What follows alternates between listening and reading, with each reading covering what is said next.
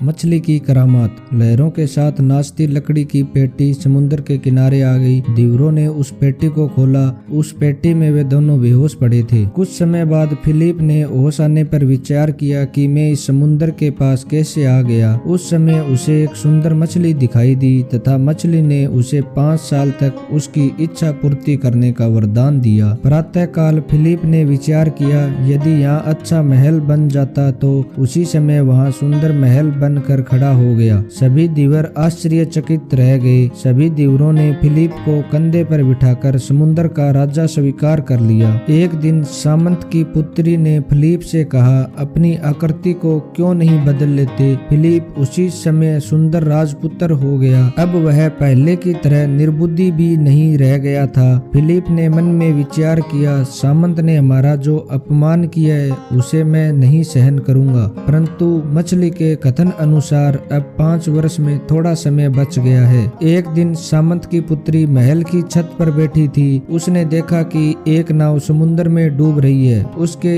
इशारे से दीवर नाव को खींचते हुए महल में ले आए। इस नाव में केवल 3 यात्री थे। वे भी सामंत की पुत्री के परिवार के ही थे। वे घूमने के लिए निकले थे, किंतु आंधी ने उनकी नाव को समुद्र में डुबो दिया। यह देखकर सामंत की लड़की बेहोश हो गई। जल आदि छिड़कने पर जब उसे होश आया तब सामंत को अपने जामाता की संपत्ति को देखकर आश्चर्य हुआ। कुछ समय बाद फिलिप भी वहां आ गया। सामंत ने कहा, आप जैसे जामाता को पाकर मैं कृतार्थ हूँ। आप मेरे लिए ही एक महल यहीं पर बनवा दें ताकि मैं अपनी पुत्री का विवाह आपके साथ कर दूं और आपको अपना उत्तराधिकारी भी बना दूं। फिलिप ने मन में विचार किया और महल बनकर खड़ा हो गया। लोभ में आकर सामंत ने फिलिप को अपना उत्तराधिकारी बना दिया। निश्चित समय पर उनका विवाह हो गया। फिलिप सामंत को धन से सत्कार करने के लिए समुद्र के किनारे ले गया। फिलिप ने जब मन में विचार किया तब वहाँ रत्नों का ढेर लग गया। इससे सामंत प्रसन्न हो गया। फिलिप ने कहा, मैं आपका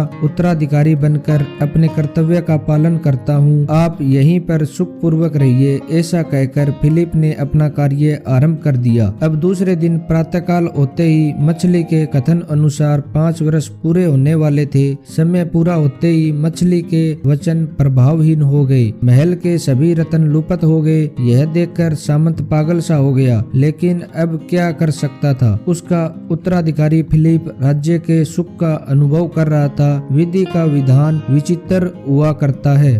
तो दोस्तों, इस कहानी से हमें क्या शिक्षा मिलती है कमेंट बॉक्स में जरूर बताएं और ऐसी कहानी सुनने के लिए हमारे चैनल को सब्सक्राइब करें और साथ में बेल आइकन पर क्लिक करके ऑल को प्रेस करें। धन्यवाद।